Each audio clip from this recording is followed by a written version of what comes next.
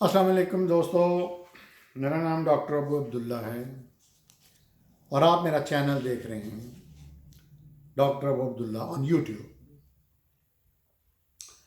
آج ہم بات کریں گے کرمینالوجی اینڈ قرآنک سائنس اینڈ کرمینالوجی۔ اعوذ باللہ من الشیطان الرجیم، بسم اللہ الرحمن الرحیم۔ کرمینالوجی کا مطلب ہے کرائم کا مطلب ہے جرم سے متعلقہ قرآن پاک میں کیا کیا احکامات ہیں۔ جرم کی سائنس سورہ بقرہ کی 2 نمبر سورت کی 20 نمبر آیت میں اللہ فرماتا ہے، اور جب کہا تیرے رب نے فرشتوں سے کہ یقیناً میں بنانے والا ہوں زمین میں خلیفہ، کہا بریکٹ میں فرشتوں نے، بنائے گا اس کو جو فساد برپا کرے گا اس زمین میں اور خون ریزیاں کرے گا۔ فرشتوں کا مکالمہ ہے۔ کہا یعنی رب نے کہا، بے شک میں جانتا ہوں جو تم نہیں جانتے۔ آگے 23 نمبر آیت سورہ بقرہ کی میں، اور جب کہا ملائکہ سے کہ سجدہ کرو آدم کو، تو سب نے سجدہ کیا مع سوائے ابلیس کے، اس نے انکار کر دیا اور وہ تھا کافروں میں سے۔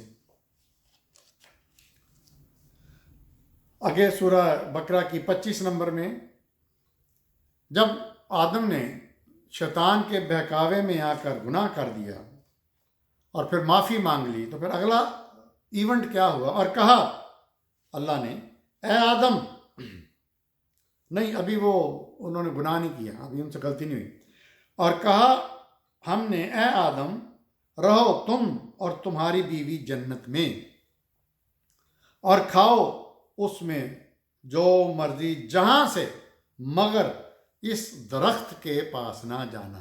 اچھا، یہ لفظ شجر ہے، شجر کا عربی میں درخت کہتے ہیں۔ کچھ دوستوں نے گندم کیا، اور گندم کا تو درخت نہیں ہوتا، اس کا ترجمہ ورنہ ظالموں میں ہو جاؤ گے۔ اگلی آیت 26، پھر پھسلا دیا ان دونوں کو شیطان نے اس سے، اور نکلوا دیا ان دونوں کو وہاں سے جہاں وہ تھے۔ شیطان نے کیا کہا؟ ابلیس نے کہا کہ دیکھو، اللہ نہیں چاہتا کہ تم فرشتوں کی طرح رہو، ہمیشہ کی زندگی پاؤ، اور یہ اور وہ، تو اس لیے تم وہ کھا لو، کچھ نہیں ہوتا۔ اور ہم نے حکم دیا، اچھا جب یہ آدم سے غلطی ہو گئی اور حوا سے، تو پھر انہوں نے اللہ سے معافی مانگی، تو ربنا ظلمنا انفسنا ان لم تغفر لنا وترحمنا ولنکونن من الخاسرین، یہ بھی اللہ نے ان کو سکھائی دعا، اور انہوں نے پڑھی، اور اللہ نے کہا اچھا چلو معاف کر دیا، لیکن ہم نے حکم دیا کہ اتر جاؤ تم سب یہاں سے، یعنی یہاں جنت۔ اچھا یہاں پہ تھوڑی سی تھوڑا سا ہے کہ جنت ہے وہ کہاں پہ تھی؟ بائبل کے مطابق وہ جنت زمین پہ تھی، وہ باغ سا تھا، باغ عدن ٹائپ یہ وہ، لیکن کچھوں کے نزدیک وہ آسمانوں میں تھی۔ تو بہرحال اللہ جہاں پہ رہتا ہے وہ تو آسمانوں میں ہی ہوگی نا جنت، وہ زمین پہ کیسے ہو سکتی ہے؟ تم دشمن ہو ایک دوسرے کے۔ 28 نمبر، کہا ہم نے اتر جاؤ یہاں سے تم سب۔ اچھا شیطان جو تھا، ابلیس، وہ بھی ادھر جنت میں رہتا تھا اس واقعے سے پہلے۔ تو اللہ نے جنوں انسانوں سب کو کہا کہ یہاں سے نکل جاؤ، دفع ہو جاؤ، اتر جاؤ یہاں سے تم سب۔ اب ضرور آئے گی تمہارے پاس میری طرف سے ہدایت، یعنی سکرپچر، الہامی کتابیں، سو جو پیروی کریں گے میری ہدایت کی، تو ان کو نہ کوئی خوف ہوگا اور نہ ان کے لیے کوئی غم ہوگا۔ 29 نمبر آیت، اور جو کفر کریں گے اور ہماری آیتوں کو جھٹلائیں گے، وہ لوگ جہنمی ہوں گے اور اس میں ہمیشہ رہیں گے۔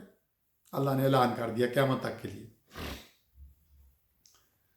یہ تو ہو گیا اس وقت کا مکالمہ جنت کا۔ اب شیطان کے ساتھ ایک مکالمہ ہوا سورہ اعراف 7 نمبر سورت کی 16 نمبر آیت میں، 14 نمبر میں بولا، یعنی ابلیس نے کہا، چونکہ گمراہ کیا ہے یا اللہ تو نے ہی مجھ کو، تو میں ضرور گھات میں لگا رہوں گا انسانوں کے لیے تیری سیدھی راہ پر۔ اب اس نے ایک قسم کا اللہ تعالیٰ کو چیلنج کیا، نعوذ باللہ، کہ میں نے کہا تھا کہ انسان جو ہے یہ ٹھیک نہیں ہے، تو تم نے نہیں مانی بات، تو اب میں ان کی گھات میں لگا رہوں گا اور ان کو گمراہ کروں گا سیدھے رستے سے۔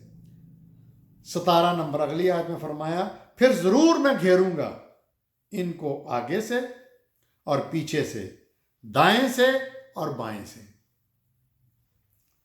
18 نمبر اگلی آیت میں فرمایا رب نے کہ جو تیری پیروی کرے گا ان میں سے میں اس سے جہنم بھر دوں گا۔ تو یہ فرشتوں کا، ابلیس کا اللہ سے مکالمہ جب آدم کو بنایا گیا مٹی سے، تو یعنی شیطان نے یہ اللہ تعالیٰ کو کہا، مہلت مانگی کہ مجھے قیامت تک کے لیے مہلت دے یا اللہ، کہ میں ان لوگوں کو گمراہ کروں۔ اور گمراہ سے کیا مطلب ہے کہ ان کو جرم پہ مجبور کروں، یہ ایک دوسرے کا خون بہائیں گے، یہ زمین میں فساد برپا کریں گے، یہ سارے غلط شیطانی کام کریں گے میرے کہے پر۔ یہ شیطان نے کہا کہ میرے کہے پر سب کچھ، تو جرم اس دن سے کرائم جو تھا وہ شروع اللہ کے شیطان سے مکالمے کے، ابلیس کے مکالمے کے بعد شروع ہو گیا، اور اس نے اپنا کام شروع کر دیا۔ اور آج اگر غور سے دیکھا جائے تو پورے کرۂ ارض میں شیطان کی حکمرانی ہے، بہت کم لوگ ہیں جو اللہ کی ہدایت پر ہیں، اور مسلمان ان میں سب سے زیادہ شیطان کے فالورز ہیں۔ کبھی کبھی تو میں بھی اس میں شامل ہو جاتا ہوں۔ خیر، سورہ ملک ہے 67 نمبر سورت کی پہلی آیت۔ فرمایا اللہ نے بڑا بابرکت ہے وہ جس کے ہاتھ میں بادشاہی ہے اور ہر چیز پر مکمل قادر ہے۔ نمبر 2 اگلی آیت، وہ جس نے پیدا کیا موت اور زندگی کو تاکہ آزمائش کرے تمہاری کہ کون تم میں عمل میں زیادہ اچھا ہے، اور وہ غفور الرحیم ہے۔ سورہ بقرہ دوسری سورت کی 84-85 آیت میں فرمایا اور جب لیا تھا ہم نے تم سے پختہ عہد کہ نہ بہانا تم آپس میں خون، پھر تم ہی وہ لوگ ہو جو کہ اپنوں کو قتل کرتے ہو۔ قتل کا ذکر ہو رہا ہے۔ اچھا، یہی سورہ بقرہ کی 84 نمبر آیت جو ہے وہ سورہ مائدہ جو 5 نمبر آیت ہے اس کی 70 نمبر میں بھی یہی مضمون ہے۔ 70 نمبر آیت میں 85 سورہ بقرہ کی آیت میں فرمایا پھر تم ہی وہ لوگ ہو کہ اپنوں کو قتل کرتے ہو، یعنی آگے پیچھے آیتوں میں اللہ نے کہا کہ تم اپنے قتل کرتے ہو، اور ہم دیکھتے ہیں کہ ہر جگہ قتل و خون ہو رہا ہے، چاہے انسانوں کا کر رہا ہے، چاہے ایک ملک دوسرے ملک پہ بمباری کر کے کر رہا ہے، امریکہ جیسا قتل و خون ہو رہا ہے۔ سورہ بقرہ کی 91 نمبر آیت میں فرمایا ان سے کہو آخر کیوں قتل کرتے رہے ہو تم اللہ کے نبیوں کو۔ یہ وہ انسان ہیں جو انہوں نے نبیوں کو بھی قتل کیا۔ یہی مضمون سورہ آل عمران 3 نمبر سورت کی 21 آیت، 181 آیت اور 183 آیات میں بھی ہے۔ ایک لفظ ہے قرآن میں کتبہ۔ کتبہ کا مطلب یہ ہے کہ لکھ دیا گیا، پریسکرائب کر دیا گیا،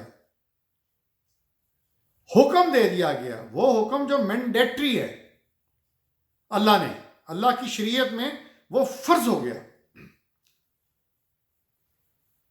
ہم اس پہ پھر بات کریں گے کہ یہ کتبہ میں کون کون سے احکامات ہیں۔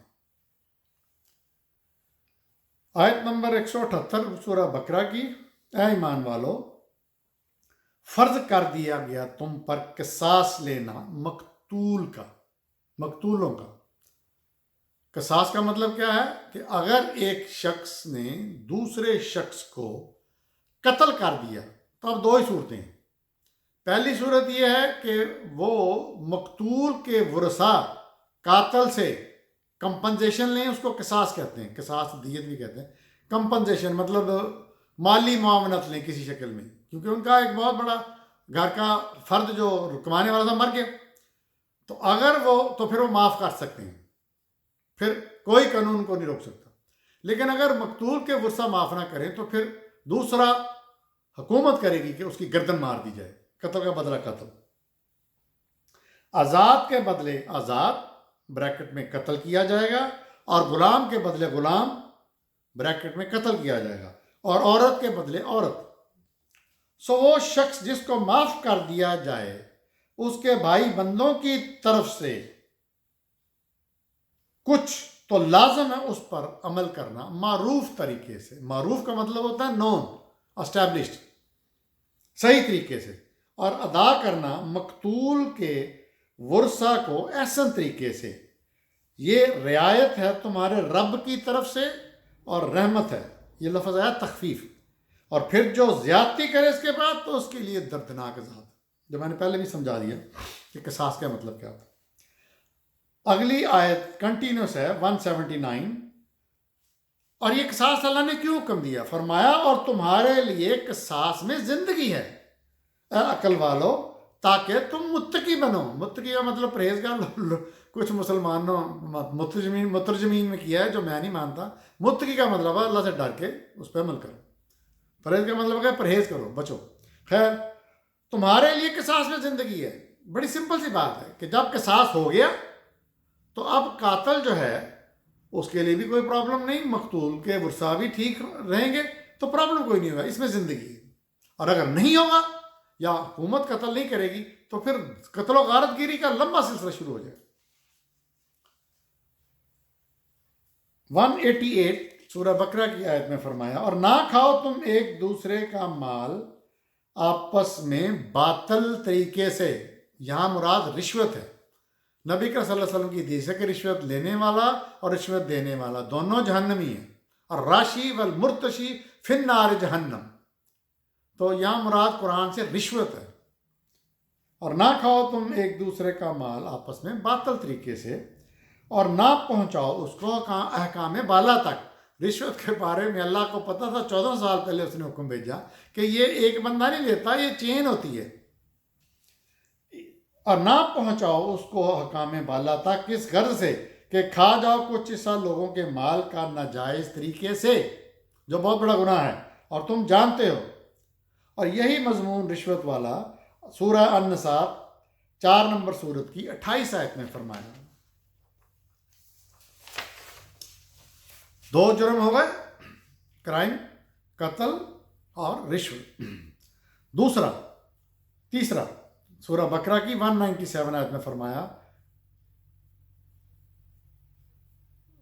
جس نے فرض کر لیا حج، حج کے بارے میں فرمایا حج جس نے فرض کر لیا تو نہیں ہے کہ فحش کرے، فحش مطلب گندگی، فحاشی، بدکاری، اور نہ فسق و فجور، اور نہ جنگ و جدل یعنی لڑائی جھگڑا حج کے دنوں میں۔ یعنی یہ بھی کرائم ہے کہ فحش شرکات کرنی، فحاشی پہ مبنی چیزیں، بدکاری، لڑائی جھگڑا، فسق و فجور، جنگ و جدل حج کے دنوں میں خصوصاً تو بالکل نہیں کرنی، حرام ہے۔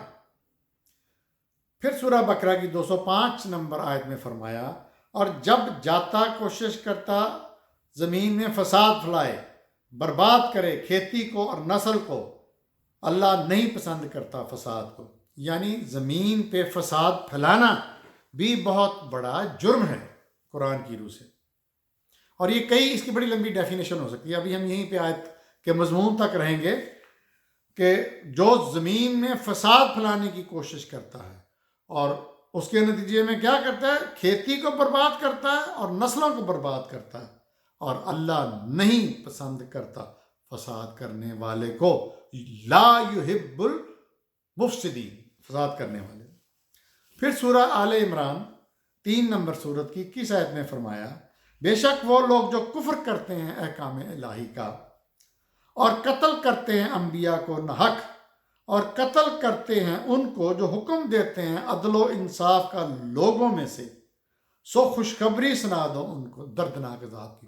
یہاں انبیاء اکرام کا قتل کا ذکر ہے، اور جو قاضیوں کو، جو امر بالمعروف کرنے والوں کو قتل کرتے ہیں، ان کو اللہ نے کہا دردناک عذاب ہوگا، جرائم کی نہیں۔ پھر نمبر 3 آیت 22 نمبر میں فرمایا یہی لوگ ہیں وہ کہ برباد ہو گئے ان کے اعمال دنیا میں اور آخرت میں، اور نہیں ہوگا ان کا کوئی مددگار۔